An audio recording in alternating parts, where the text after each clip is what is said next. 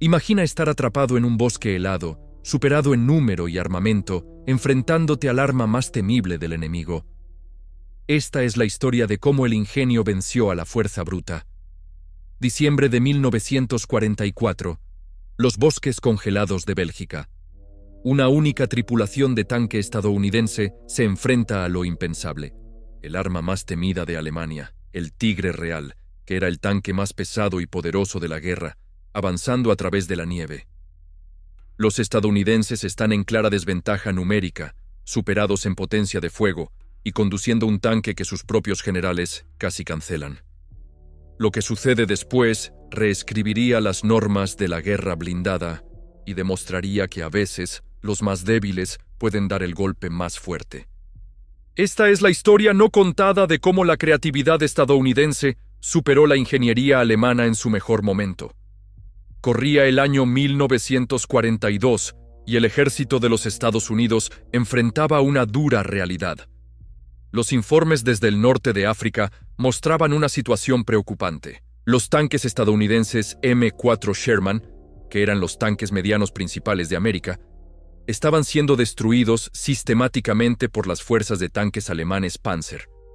El Sherman, el tanque de primera línea de América, era confiable y se producía en grandes cantidades, pero tenía una debilidad importante. Su cañón de 75 milímetros no podía atravesar el blindaje frontal de los tanques alemanes más nuevos.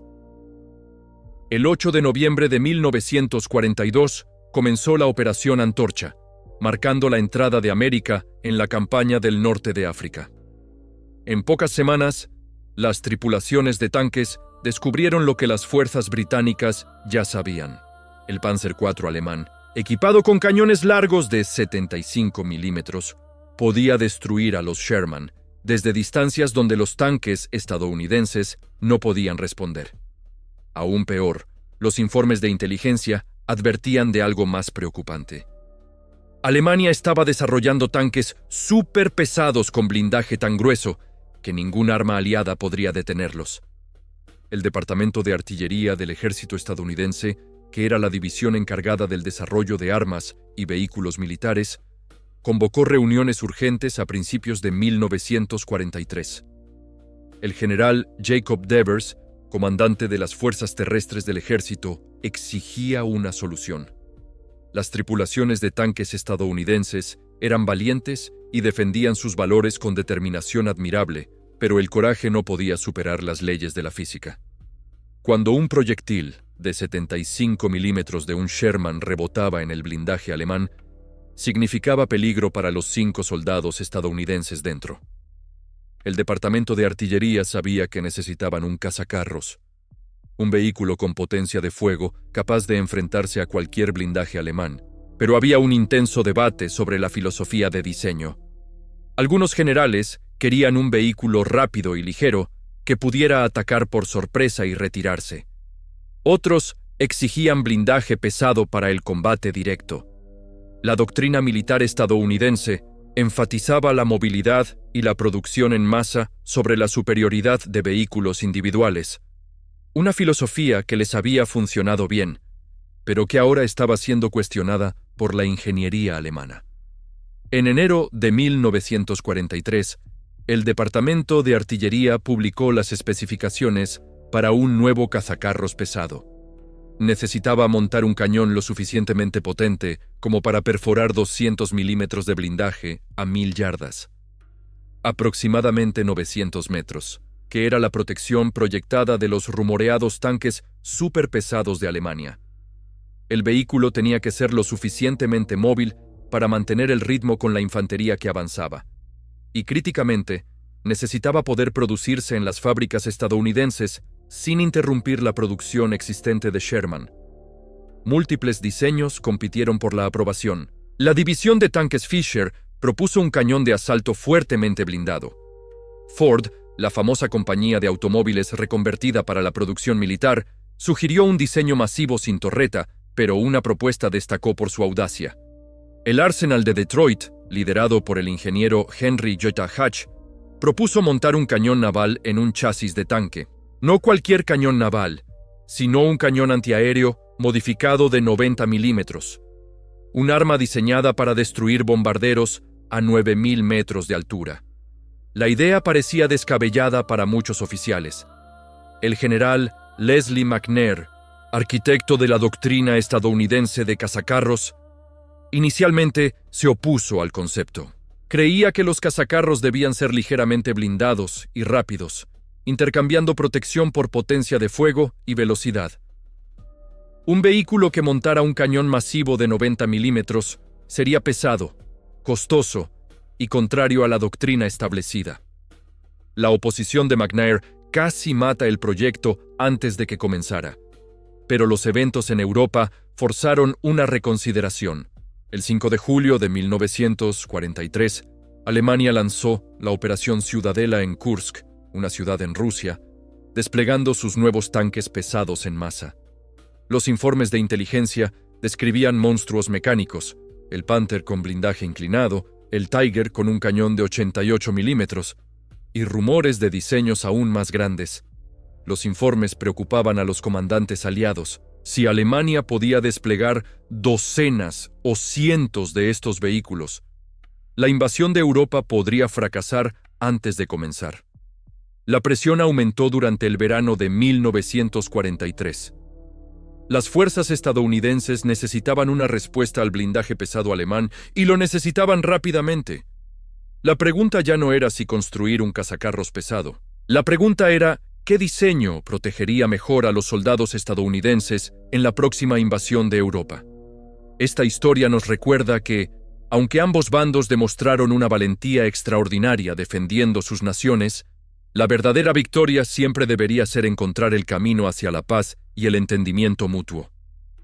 Los soldados de ambos lados merecían respeto por su coraje, aunque sus gobiernos estuvieran en conflicto. En marzo de 1943 comenzó oficialmente un proyecto militar estadounidense que generó controversia desde el primer día. Se trataba del proyecto T-95, un vehículo de combate que más tarde se convertiría en el tanque superpesado T-28. Henry J. Hatch, quien era el ingeniero jefe, y su equipo trabajaban en las instalaciones militares de Detroit Arsenal, enfrentándose a dudas y críticas constantes. Su diseño era revolucionario pero complicado. Para montar el cañón de 90 milímetros y proporcionar suficiente protección blindada, el vehículo pesaría más de 95 toneladas, convirtiéndose en el tanque estadounidense más pesado jamás imaginado. Necesitaría un sistema de suspensión especial con 2 conjuntos de orugas a cada lado, 4 orugas en total, para distribuir ese peso masivo. En mayo de 1943, el Comité de Artillería del Ejército, que era el grupo que aprobaba nuevos diseños de armamento, revisó los planos preliminares. La oposición fue feroz. El general McNair, quien dirigía las fuerzas terrestres, argumentó que el vehículo violaba todos los principios de la doctrina estadounidense de cazatanques, que básicamente era la estrategia que seguían para destruir tanques enemigos. Era lento, con una velocidad máxima de solo 13 kilómetros por hora. Era caro. Costaba aproximadamente 5 veces más que un tanque Sherman, que era el tanque estándar estadounidense.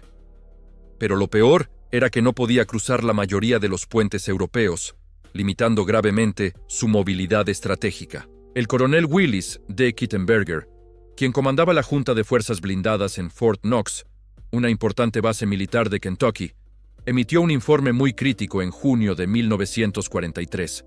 Calculó que por el coste de un T-95, el ejército podría producir 5 destructores de tanques M10 o 3 tanques Sherman M4.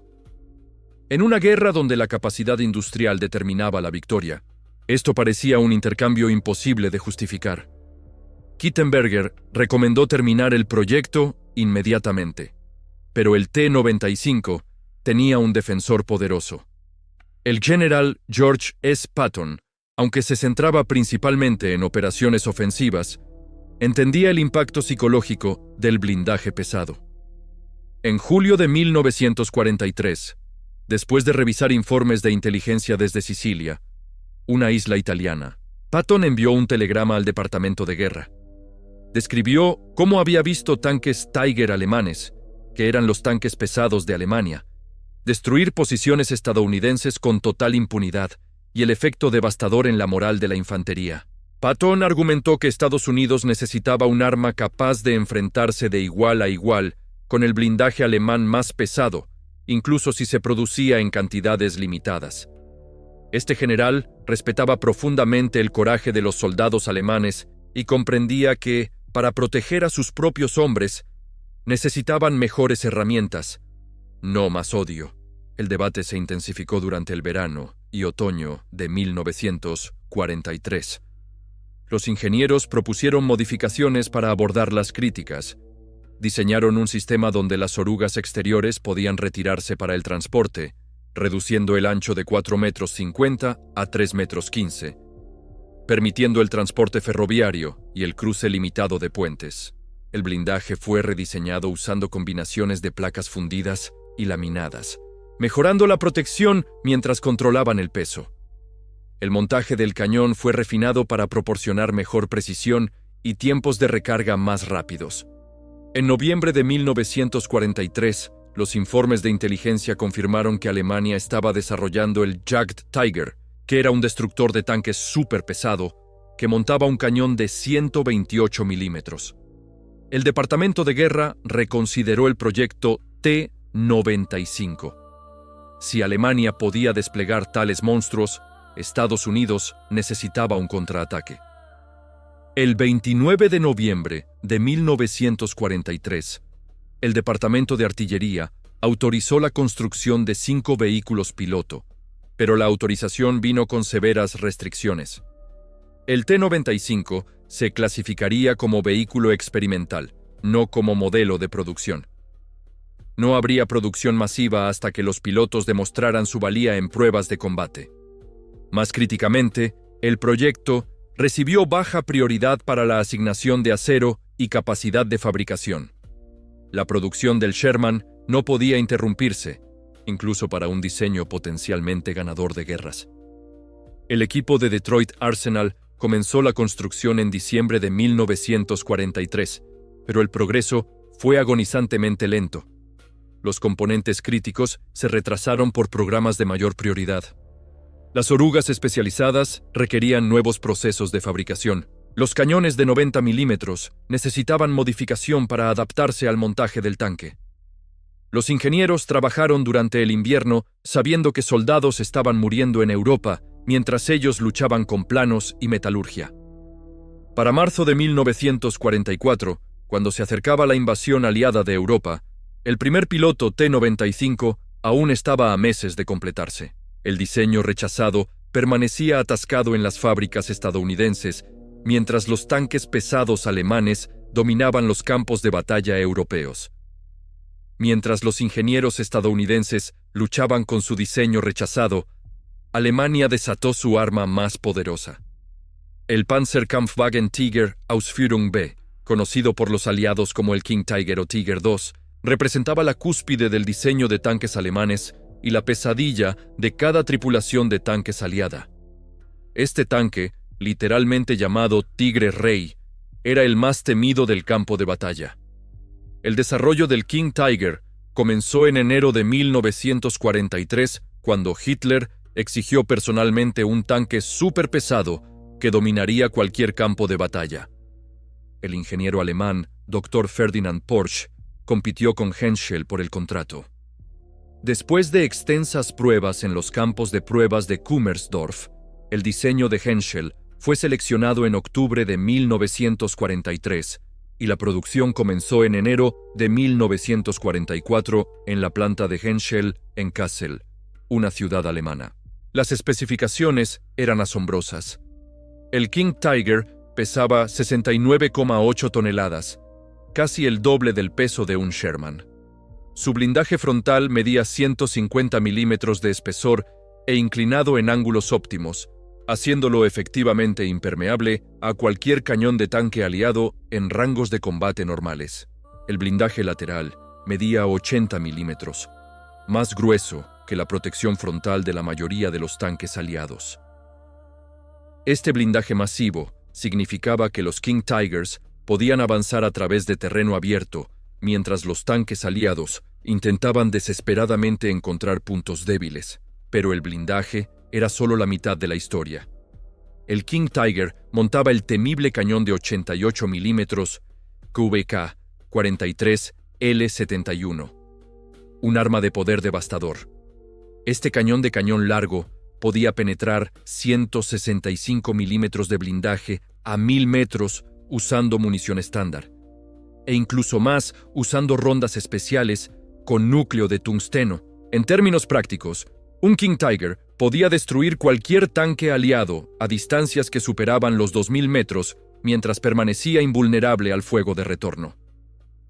Los primeros King Tigers alcanzaron las unidades de combate en mayo de 1944. El 503 Batallón Pesado de Panzer, que era una unidad especializada de tanques pesados alemanes, recibió 45 King Tigers y se desplegó en Normandía justo después del día D, el 6 de junio de 1944. El impacto psicológico fue inmediato y devastador.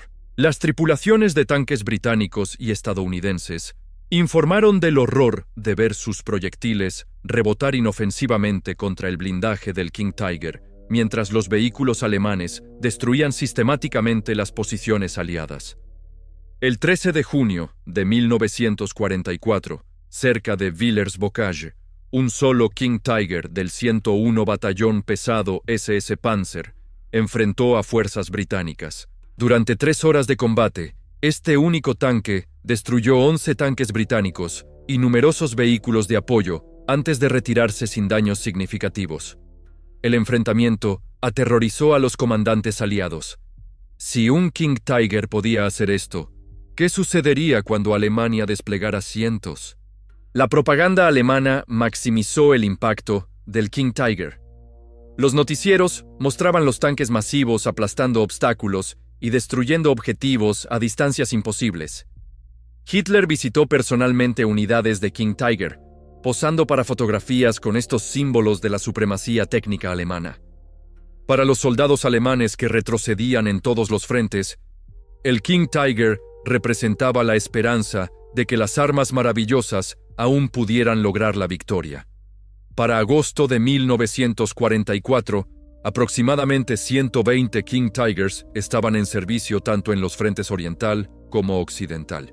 Cada uno requería tremendos recursos: 300.000 horas hombre para producir, aleaciones de acero especializadas en escasez y tripulaciones altamente entrenadas capaces de operar vehículos tan complejos. Pero Alemania comprometió estos recursos porque el King Tiger logró resultados. En batallas defensivas conducidas adecuadamente, los King Tigers destruían tanques aliados en proporciones que superaban el 10-1. La respuesta aliada fue una improvisación desesperada.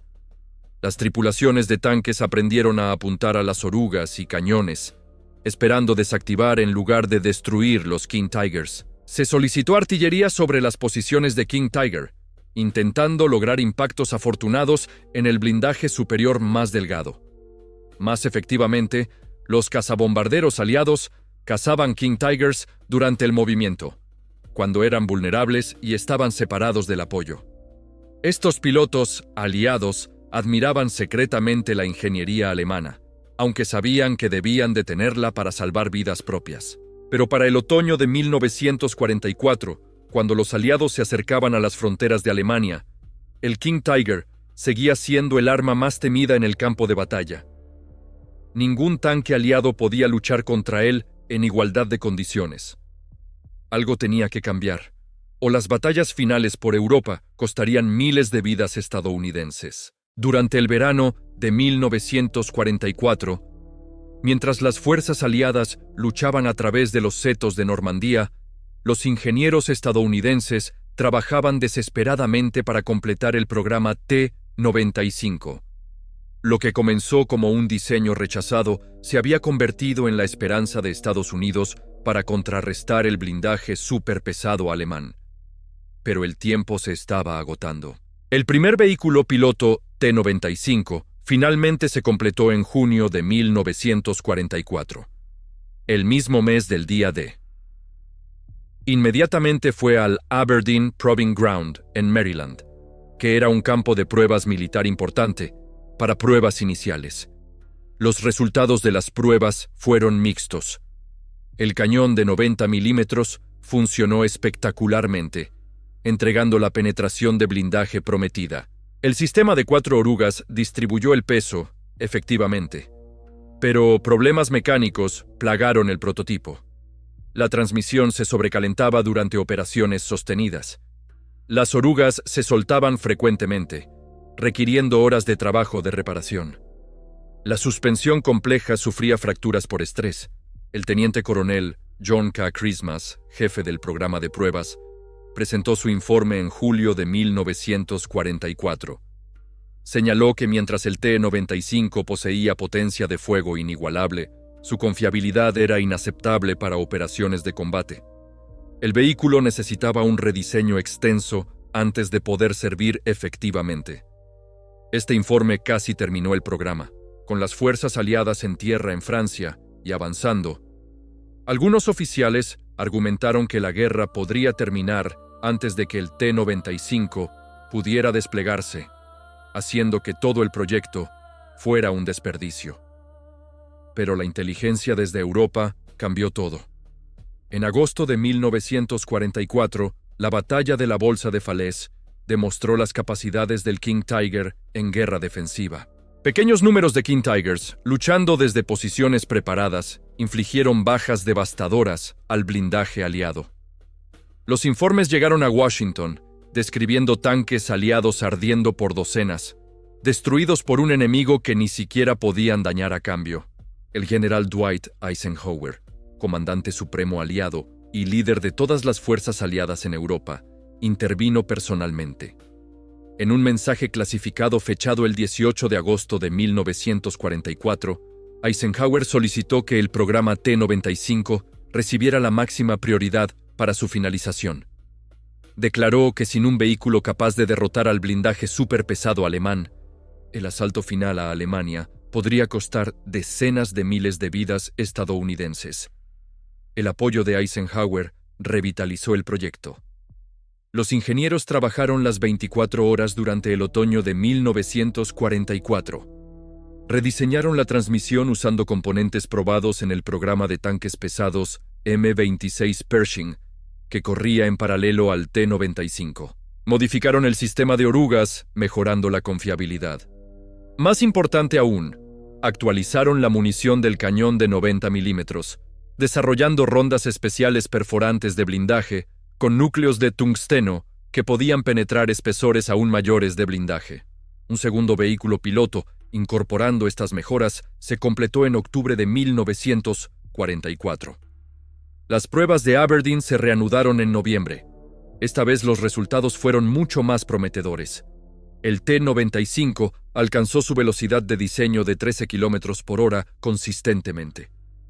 Más impresionantemente, en pruebas de disparo contra placas de blindaje alemanas capturadas, el cañón de 90 milímetros penetró 200 milímetros de blindaje a 900 metros, excediendo las especificaciones originales. El teniente coronel Christmas presentó su informe revisado el 28 de noviembre de 1944. Recomendó la producción limitada inmediata de 25 vehículos para ser desplegados a Europa para pruebas operacionales bajo condiciones de combate. El Departamento de Artillería aprobó esta recomendación el 2 de diciembre de 1944. Las órdenes de producción fueron a la Pacific Car and Foundry Company, con entrega programada para la primavera de 1945. Pero los eventos estaban a punto de superar esta línea de tiempo cautelosa. El 16 de diciembre de 1944, Alemania lanzó su última ofensiva importante en el oeste. La operación Wacht am Rhein, conocida por los estadounidenses como la Batalla de las Ardenas o Batalla del Bulge, vio a King Tigers y otro blindaje pesado alemán destrozar las posiciones estadounidenses ligeramente defendidas en el bosque de las Ardenas. La lucha desesperada que siguió finalmente crearía las condiciones donde las capacidades del T-95 podrían demostrarse adecuadamente. El momento del diseño rechazado se acercaba, aunque pocos aún lo percibían. La carrera contra el tiempo estaba a punto de convertirse en una carrera contra el acero alemán y la sangre estadounidense. Diciembre de 1944 trajo caos al frente occidental. La apuesta desesperada de Hitler en las Ardenas tomó desprevenidas a las fuerzas estadounidenses y el blindaje pesado alemán explotó el avance con efecto devastador. En este crisol de combate, la doctrina blindada estadounidense enfrentó su prueba definitiva. La batalla de las Ardenas comenzó a las 5:30 de la mañana del 16 de diciembre de 1944, con un bombardeo masivo de artillería a lo largo de un frente de 130 kilómetros. En cuestión de horas, cabezas de lanza blindadas alemanas, incluidos King Tigers del 501 Batallón Pesado Panzer, penetraron las líneas estadounidenses. El clima mantuvo en tierra el apoyo aéreo aliado, eliminando la única ventaja que anteriormente había contrarrestado los tanques pesados alemanes. Por primera vez, desde el día D, el blindaje alemán operó con casi impunidad. La lucha alrededor de Saint-Vith, una importante ciudad belga, demostró la crisis. Del 17 al 23 de diciembre, las fuerzas estadounidenses intentaron desesperadamente mantener este crucial cruce de carreteras. El blindaje alemán, incluidos aproximadamente 18 King Tigers, martilleó las posiciones estadounidenses. Los tanques alemanes que intentaban defender la ciudad fueron destruidos a distancias donde no podían devolver el fuego efectivamente. Las tripulaciones de tanques estadounidenses mostraron tremendo coraje, cerrando hasta el punto en blanco para golpear puntos débiles del King Tiger, pero el costo en vidas y vehículos era insostenible. Estos hombres respetaban el valor de sus oponentes alemanes, que también defendían desesperadamente lo que creían correcto, aunque ambos lados sabían que la guerra debía terminar. El general George Patton y su tercer ejército giraron hacia el norte para relevar la ciudad sitiada de Bastogne. Pero incluso las tácticas agresivas de Patton lucharon contra el blindaje pesado alemán. El 22 de diciembre, elementos de la Cuarta División Blindada encontraron King Tigers cerca de Chaumont. La batalla duró 3 horas y costó a los estadounidenses 14 tanques Sherman. Los King Tigers se retiraron solo cuando su munición se agotó, habiendo sufrido ningún daño permanente. Para el día de Navidad de 1944, las bajas estadounidenses en las Ardenas superaban las 80,000 personas, con cientos de vehículos blindados destruidos. La lucha desesperada produjo una inundación de informes de acción posterior, todos llegando a la misma conclusión. El blindaje estadounidense estaba superado en combate directo con tanques superpesados alemanes. Algo tenía que cambiar. En el campo de pruebas de Aberdeen, la urgencia finalmente cristalizó. El segundo vehículo piloto T-95 había completado sus pruebas y un tercer piloto, incorporando mejoras finales, estaba cerca de completarse. El 28 de diciembre de 1944, se organizó una demostración para oficiales superiores, incluidos representantes del cuartel general de Eisenhower. La demostración determinaría el destino del T-95. La prueba fue simple, pero dramática. Los ingenieros instalaron una placa de blindaje frontal de un tanque Panther alemán capturado a 900 metros, la distancia estándar de combate. Un Sherman disparó primero, usando munición perforante de blindaje estándar. El proyectil rebotó, dejando solo un cráter en la superficie. Luego el T-95 disparó. El proyectil de 90 milímetros viajando a 850 metros por segundo perforó completamente la placa, dejando un agujero limpio que habría matado a todos dentro de un tanque real. Siguieron pruebas adicionales. El T-95 enfrentó objetivos a distancias de hasta 1.800 metros, demostrando penetración consistente del blindaje alemán más pesado. Su propio blindaje frontal grueso, 305 milímetros en su punto más grueso, demostró ser efectivamente inmune a los cañones alemanes capturados de 88 milímetros. Más impresionante aún, a pesar de su peso de 95 toneladas, el T-95 demostró movilidad aceptable en condiciones fangosas, simulando el terreno invernal europeo. Los oficiales observaron en silencio. Luego alcanzaron su decisión. El 30 de diciembre de 1944 se emitieron nuevas órdenes. El plan cauteloso de 25 vehículos fue abandonado. En su lugar, el Departamento de Artillería autorizó la producción inmediata de 100 vehículos T-95, más tarde redesignados como tanques superpesados T-28. Más importante aún, los 3 pilotos completados se enviarían a Europa inmediatamente para pruebas operacionales bajo condiciones de combate.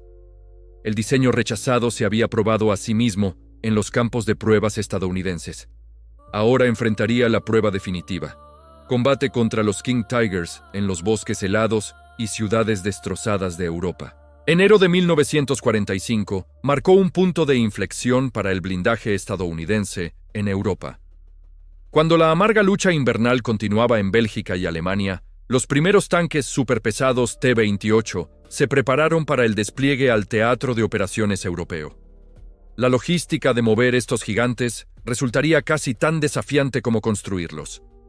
El primer T-28, oficialmente designado T-28 GMC Pilot D1, completó modificaciones finales en Aberdeen el 8 de enero de 1945. Su peso de combate de 95 toneladas creó problemas de transporte inmediatos. Ningún transporte militar estándar podía cargarlo. El vehículo era demasiado ancho para la mayoría de las carreteras, demasiado pesado para la mayoría de los puentes, y demasiado grande para los vagones planos ferroviarios estándar. Los ingenieros habían diseñado el sistema de orugas exteriores removibles específicamente para este problema. Pero quitar y reinstalar las orugas requería 6 horas y una tripulación entrenada. La solución involucró un plan de transporte complejo. El T-28 viajaría a través de vagones planos ferroviarios especialmente reforzados al puerto de Newport News, Virginia. Allí abordaría un barco de transporte pesado modificado para transportar carga extra pesada. El viaje a través del Atlántico hasta Le Havre, Francia, tomaría aproximadamente 12 días, dependiendo de los horarios de convoy y la actividad de submarinos alemanes U-Boot. Una vez en Francia, el T-28 se movería por carretera a posiciones avanzadas, pero solo a lo largo de rutas específicamente inspeccionadas para la capacidad de peso de puentes. El piloto número 1 se embarcó desde Newport News el 15 de enero de 1945. El piloto número 2 siguió el 28 de enero. El piloto número 3, la versión más refinada incorporando todos los resultados de pruebas anteriores, permanecería en Aberdeen para pruebas adicionales y entrenamiento de tripulación. El Departamento de Guerra autorizó la formación de una unidad de prueba especial designada como el 836 Batallón Destructor de Tanques Provisional, específicamente para evaluar el T-28 en condiciones de combate. El 836 era una unidad inusual. Su personal fue seleccionado cuidadosamente. Tripulaciones experimentadas de destructores de tanques que se habían probado a sí mismas en combate, combinadas con expertos técnicos que entendían los sistemas complejos del T-28. El capitán James Parker, un veterano de las campañas del norte de África e Italia, tomó el mando. Parker había perdido su mando anterior, un destructor de tanques M-10 ante un Tiger alemán durante la lucha en Anzio, una ciudad costera italiana. Entendía íntimamente el problema que el T-28 fue diseñado para resolver. El entrenamiento para las tripulaciones del T-28 comenzó en febrero de 1945 en una instalación cerca de Verdun, Francia. Los soldados descubrieron que operar el T-28 requería tácticas diferentes de los destructores de tanques estándar. Su velocidad lenta significaba que no podía conducir los ataques de golpear y correr que caracterizaban la doctrina estadounidense de destructores de tanques. En cambio, el T-28 sobresalía en combate deliberado, preparado donde su potencia de fuego y blindaje superiores podían dominar. Las tripulaciones aprendieron a posicionar el vehículo en posiciones defensivas o a avanzar lentamente detrás de la infantería, destruyendo posiciones fortificadas y blindaje enemigo pesado. Para finales de febrero de 1945, cuando las fuerzas aliadas se preparaban para cruzar el río Rin y entrar a Alemania misma, los T-28 estaban listos para evaluación de combate. La inteligencia indicaba que Alemania estaba concentrando sus King Tigers y Jagd Tigers restantes para defender los cruces del Rin. Esto proporcionaría la prueba perfecta: blindaje superpesado estadounidense y alemán encontrándose en combate directo. El plan de despliegue requería que los T-28 apoyaran a la 9ª División Blindada durante las operaciones de cruce del Rin. Se moverían a posiciones cerca de Remagen, donde las fuerzas estadounidenses habían capturado inesperadamente el puente Ludendorff, intacto el 7 de marzo de 1945. Los contraataques alemanes para destruir el puente incluían blindaje pesado, proporcionando exactamente el ambiente rico en objetivos, donde el T-28 podría probar su valía. Cuando marzo de 1945 comenzó, los soldados estadounidenses que custodiaban la frágil cabeza de puente de Remagen enfrentaban feroces contraataques alemanes.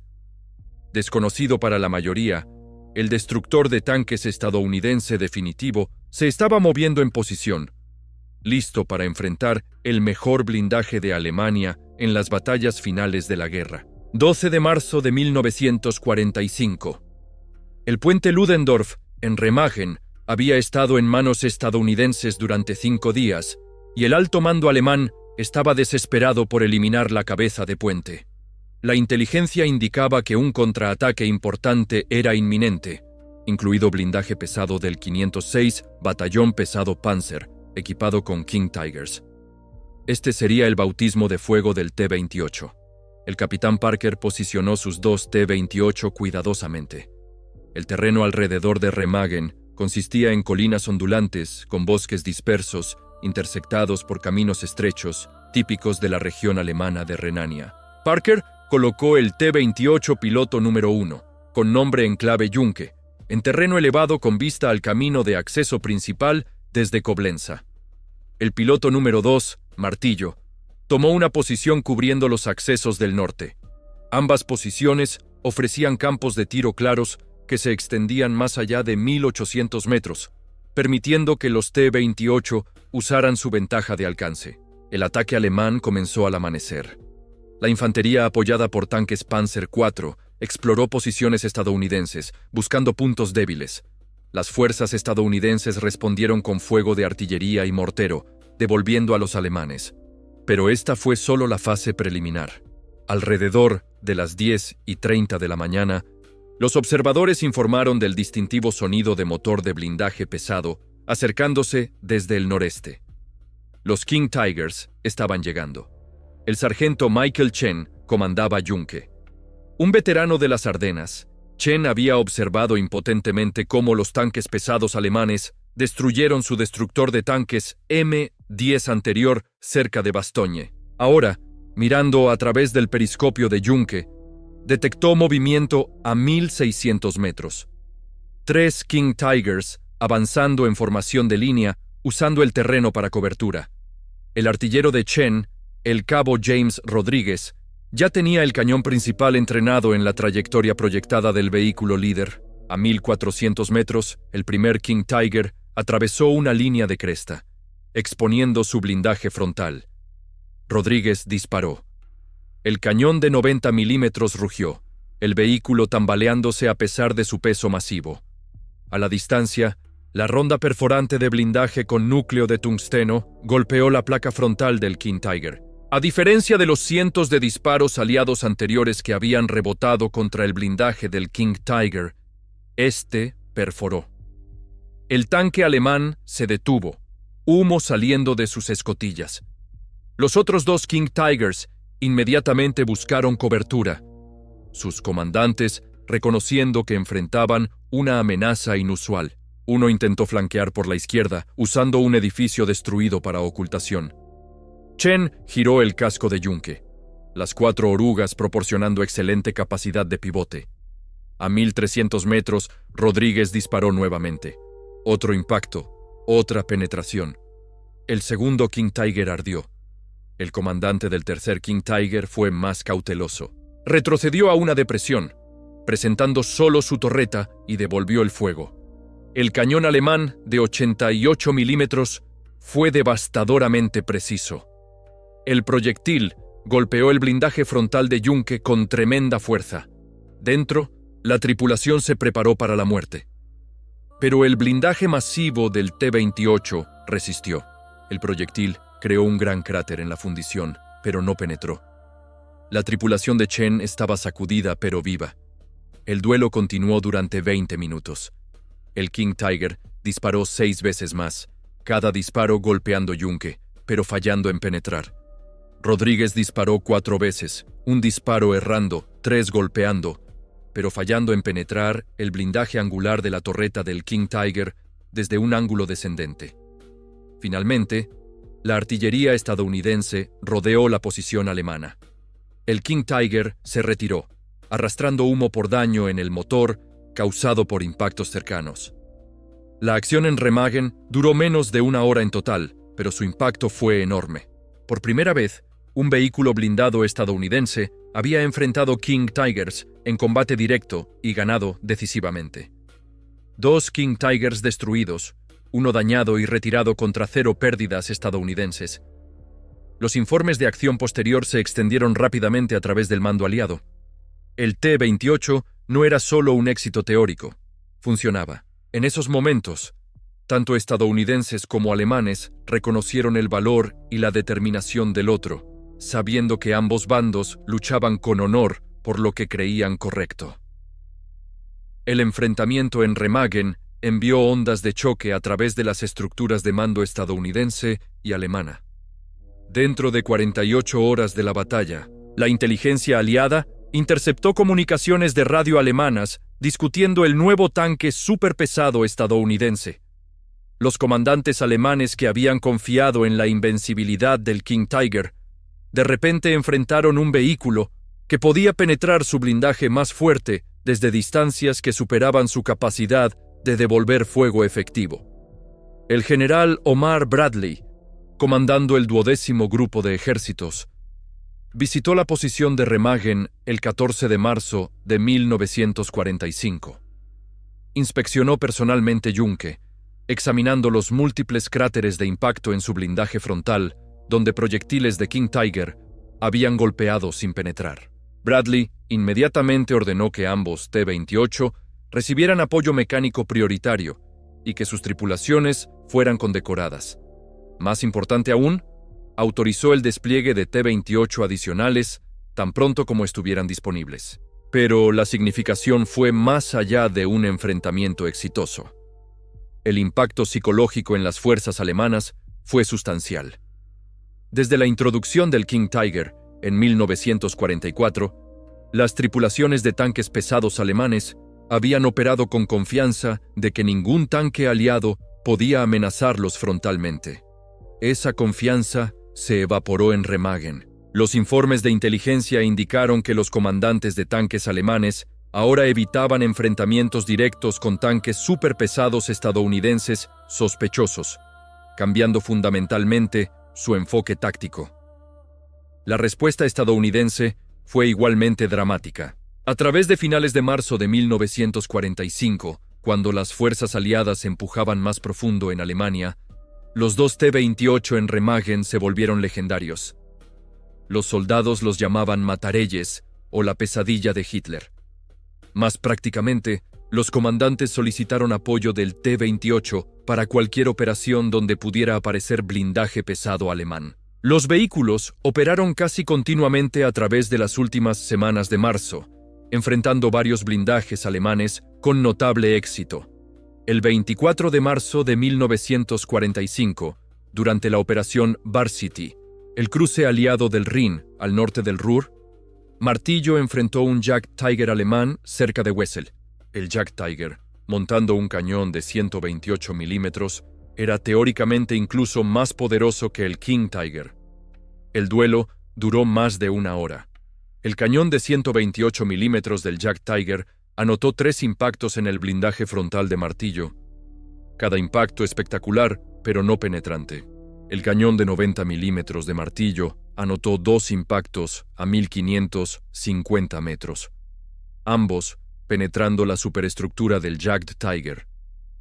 El vehículo alemán fue abandonado por su tripulación. Incluso en derrota, los alemanes habían luchado con increíble valor, defendiendo su tierra natal hasta el último momento. Estos éxitos aceleraron el programa de producción. Para finales de marzo de 1945, 12 T-28 habían completado la producción con otros 30 en varias etapas de ensamblaje. El Departamento de Artillería proyectó que 60 vehículos alcanzarían Europa antes del final de la guerra. Aunque esto fue mucho menos que los cientos de King Tigers que Alemania había producido, fue suficiente para proporcionar al menos un T-28 a cada ejército estadounidense que avanzaba. Sin embargo, el programa T-28 también reveló las limitaciones del arma. Su velocidad lenta significaba que no podía explotar avances o perseguir enemigos en retirada. La confiabilidad mecánica, aunque mejorada, seguía siendo problemática. Más críticamente, el T-28 consumía combustible a una tasa enorme. Cada vehículo requería aproximadamente 950 litros por cada 160 kilómetros, tensionando las líneas de suministro ya estiradas. Estas limitaciones significaban que el T-28 no podía reemplazar los tanques estándar, sino complementarlos en roles específicos. Las respuestas alemanas al T-28 fueron limitadas por la capacidad industrial colapsada de Alemania. Se redactaron planos para nuevos diseños de tanques, montando cañones aún más pesados. Pero para abril de 1945, Alemania carecía de los recursos para producirlos. En cambio, las fuerzas alemanas confiaban cada vez más en armas antitanque de infantería, artillería y últimas resistencias desesperadas en terreno urbano, donde las ventajas del T-28 se minimizaban.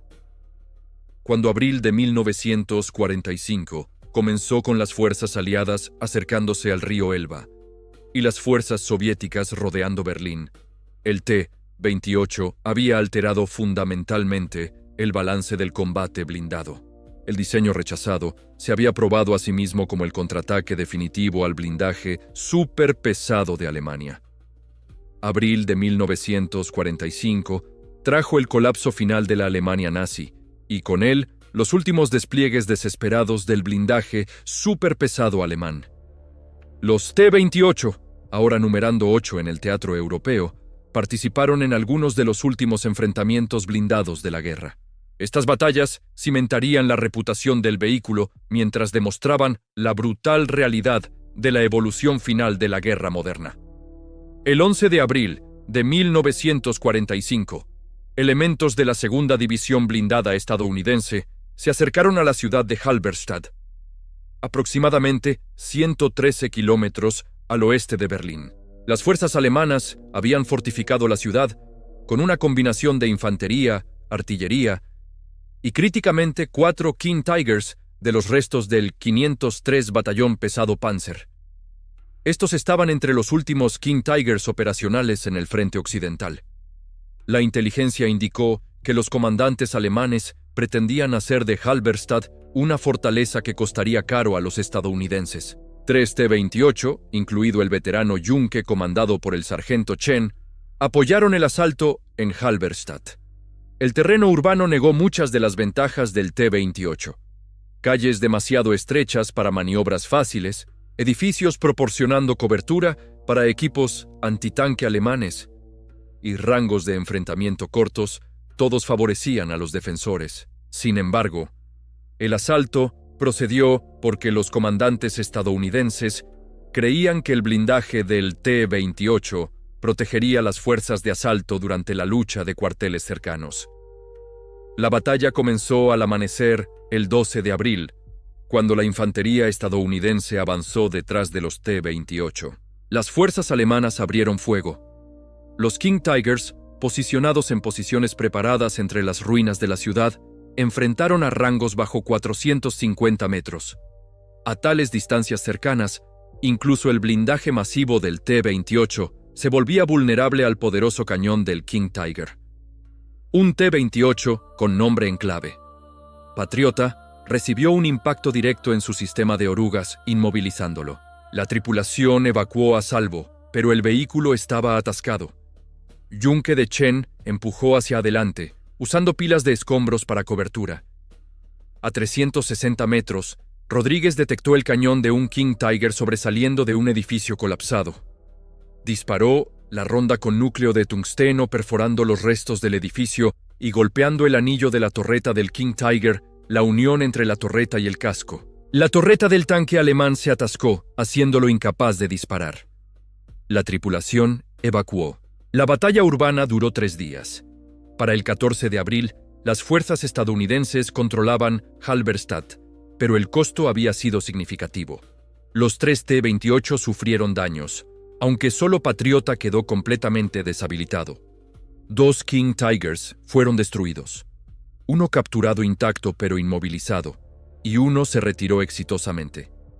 Más importante aún, los estadounidenses aprendieron que incluso el T-28 no era invencible en combate urbano, donde las oportunidades de emboscada y rangos cercanos negaban las ventajas de blindaje. El enfrentamiento final del T-28 ocurrió el 19 de abril de 1945 cerca de Magdeburgo. Un solo King Tiger, probablemente el último ejemplo operacional en el frente occidental, intentó retrasar las fuerzas estadounidenses que cruzaban el río Elba. El T-28, designado Martillo, lo enfrentó a 1100 metros a través de terreno abierto. Después de un duelo de 20 minutos, donde ambos vehículos anotaron múltiples impactos no penetrantes, un disparo afortunado de Martillo golpeó el manto del cañón del King Tiger, penetrando en la torreta y destruyendo el vehículo. En ese momento, incluso mientras celebraban la victoria, la tripulación de Martillo sintió respeto por los valientes tanquistas alemanes que habían luchado hasta el final por su país. Para el 21 de abril, la resistencia alemana organizada en el sector estadounidense estaba colapsando. Los T-28 restantes avanzaron con las fuerzas que avanzaban, pero no encontraron más blindaje súper pesado alemán. La mayoría todavía estaban operacionales cuando Alemania se rindió el 8 de mayo de 1945. De los 8 T-28 desplegados en Europa, 6 sobrevivieron la guerra en condición operacional o reparable. Una notable tasa de supervivencia para vehículos experimentales en servicio de primera línea. El diseño rechazado había soportado cada prueba. Desafíos de ingeniería, generales escépticos, combate brutal y el mejor blindaje de Alemania. En el proceso, había ayudado a asegurar la victoria aliada en las batallas finales de Europa. Pero más allá de los números y estadísticas, el T-28 había demostrado algo profundo. Había mostrado que cuando hombres valientes se enfrentan a desafíos imposibles, la innovación, la determinación y el coraje pueden prevalecer. Las tripulaciones estadounidenses que operaron estos vehículos y los tanquistas alemanes que los enfrentaron compartían un respeto mutuo nacido del combate. Ambos bandos habían luchado con honor, y cuando la guerra terminó, ese respeto ayudó a sentar las bases para la reconciliación. El T-28 superpesado, nacido de la desesperación y forjado en combate, se convirtió en un símbolo no solo de poder militar, sino de la capacidad humana para superar adversidades. Y en los años de paz que siguieron, sirvió como recordatorio de que incluso en los momentos más oscuros de conflicto, el valor y el honor pueden brillar en ambos lados del campo de batalla. Cuando Alemania se rindió el 8 de mayo de 1945, la carrera en combate del tanque estadounidense T-28 llegó a su fin, pero las discusiones sobre su importancia apenas comenzaban. Los expertos militares, los ingenieros y los comandantes empezaron a debatir si este enorme vehículo blindado representaba el futuro de las batallas con tanques o simplemente había sido un experimento sin salida. Los números respaldaban la efectividad del T-28, que es como se llamaba este tanque súper pesado americano. Durante aproximadamente 8 semanas de operaciones, estos vehículos se enfrentaron a los tanques más grandes de Alemania en al menos 15 ocasiones documentadas. Lograron destruir o dejar fuera de combate a 7 King Tiger, que eran los tanques pesados alemanes más temidos, 2 Jagdtiger, que eran cazacarros alemanes enormes, y numerosos vehículos blindados más ligeros. Lo más importante es que ningún T-28 fue destruido por el fuego enemigo, aunque varios sufrieron daños que requirieron reparaciones. Este récord de combate no tenía precedentes para ningún vehículo blindado aliado que se enfrentara a los tanques superpesados alemanes. El general Dwight Eisenhower, que era el comandante supremo de las fuerzas aliadas en Europa, elogió el programa del T-28 en su informe de junio de 1945, a pesar de su origen polémico.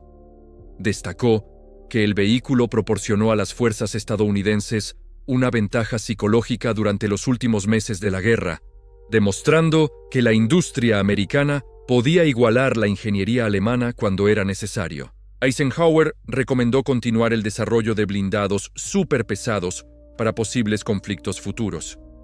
Sin embargo, los críticos señalaron las limitaciones del T-28. Su velocidad lenta lo hacía inadecuado para la guerra móvil que había caracterizado el avance final de los aliados a través de Alemania. Su enorme consumo de combustible y sus requisitos de mantenimiento complicaban la logística. Lo más revelador es que solo 12 T-28 llegaron realmente a Europa antes de que terminara la guerra, frente a cientos de tanques Sherman, que eran los tanques medios estadounidenses estándar, que soportaron el peso real de los combates. Algunos oficiales argumentaron que los recursos invertidos en el programa del T-28 habrían tenido más impacto si se hubieran dedicado a otros sistemas de armas. La emergente era nuclear complicó estos debates.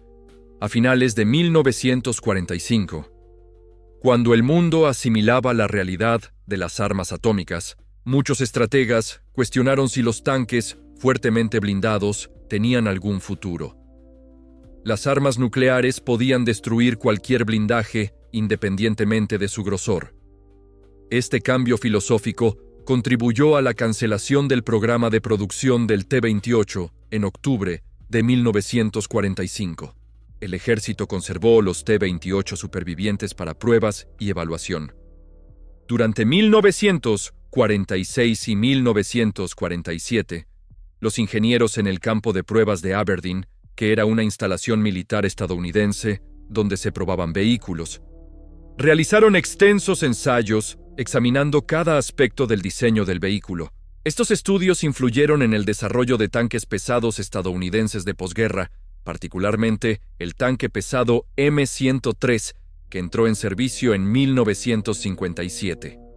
El M103 adoptó conceptos del T-28, incluyendo el énfasis en el blindaje frontal y la potencia de fuego a largo alcance, aunque implementados en una plataforma más móvil. Para 1947, la mayoría de los T-28 fueron desguazados y su valioso acero se recicló para la industria en tiempos de paz. Solo se conservaron 2 vehículos. El piloto número 1, el vehículo que combatió en Remagen, que era una ciudad alemana donde se libró una importante batalla, fue enviado al Museo Patton en Fort Knox, Kentucky. Allí permaneció en exhibición durante décadas, como testimonio de la ingeniería estadounidense y los soldados que lo operaron. El piloto número 3, que nunca vio combate, se mantuvo en Aberdeen para pruebas continuas hasta ser transferido a Fort Benning, Georgia, en 1974. La historia del T-28 dio un giro inusual en la década de 1970. El piloto número 3 desapareció de los registros de Fort Benning. Se extravió en algún lugar de la enorme reserva militar. Durante años, el ejército no pudo localizar el vehículo de 95 toneladas. Se convirtió en algo legendario, el supertanque perdido. Finalmente, en 1974, un equipo de topografía lo descubrió en un bosque espeso, parcialmente enterrado y cubierto de vegetación. El vehículo fue recuperado, restaurado y finalmente se unió al piloto número 1 en el Museo Patton. La valoración histórica del T-28 evolucionó a lo largo de las décadas. Durante las décadas de 1950 y 60, cuando el diseño de tanques de la Guerra Fría, que era el periodo de tensión entre Estados Unidos y la Unión Soviética, enfatizaba la movilidad y la potencia de fuego sobre el blindaje. El T-28 a menudo se descartaba como un dinosaurio, una reliquia pesada de la ingeniería desesperada de la Segunda Guerra Mundial. Pero en las décadas de 1980 y 90, cuando los historiadores militares obtuvieron acceso a los registros alemanes y realizaron análisis detallados de las batallas finales de la guerra, el reconocimiento del T-28 creció. Los documentos alemanes revelaron el pánico que causaban los avistamientos del T-28 entre las tripulaciones de tanques. Antiguos comandantes de King Tiger, entrevistados años después, admitieron que encontrarse con los tanques superpesados estadounidenses cambió fundamentalmente su enfoque táctico, mostrando el respeto profesional que existía entre soldados de ambos bandos. El impacto psicológico había sido tan significativo como los resultados reales del combate. En una época en que el blindado alemán había dominado mediante la superioridad tecnológica, el T-28 demostró que la ingeniería estadounidense podía competir al más alto nivel. El análisis moderno reconoce al T-28 como un sistema de armas especializado que cumplió su misión prevista con éxito. Nunca tuvo la intención de reemplazar al Sherman ni de luchar batallas móviles a través de Europa. En cambio, sirvió como respuesta a armas alemanas específicas que amenazaban con hacer que las batallas finales por Europa fueran prohibitivamente costosas. En este papel limitado pero crucial, el T-28 tuvo un éxito completo. La historia del T-28 también destacó una lección importante sobre la adquisición militar y la innovación. Un diseño inicialmente rechazado por la doctrina establecida del ejército se convirtió en un arma crítica cuando las realidades del campo de batalla exigieron nuevas soluciones. La voluntad de ingenieros como Henry Hatch, que era el diseñador principal del vehículo, de persistir a pesar de la oposición y de comandantes como Eisenhower de reconsiderar conceptos rechazados, resultó esencial. La innovación a menudo requiere desafiar el pensamiento institucional. Hoy en día, los T-28 supervivientes permanecen en exhibición en el Museo Militar de Fort Moore, en Georgia, y en la colección de Fort Benning. Los visitantes se maravillan ante los vehículos masivos, tratando de imaginar el coraje necesario para tripular semejante máquina en combate. El blindaje aún lleva las cicatrices de los proyectiles alemanes que impactaron pero no lograron penetrar. Testimonio silencioso de enfrentamientos intensos en los últimos días de Europa. El diseño estadounidense rechazado que superó al tanque más avanzado de Hitler se convirtió en un símbolo del poderío industrial estadounidense y la flexibilidad táctica. En la gran contienda entre la ingeniería aliada y del eje, el T-28 demostró que la innovación, la persistencia y la voluntad de desafiar la doctrina podían superar incluso las armas enemigas más formidables. El tanque superpesado puede haber tenido una breve carrera de combate, pero su impacto en la historia de la guerra blindada resultó duradero y significativo, recordándonos que la verdadera grandeza no está en la destrucción, sino en la capacidad de innovar y adaptarse cuando más se necesita. Una lección de valentía compartida por soldados de todos los bandos que simplemente defendían lo que creían correcto.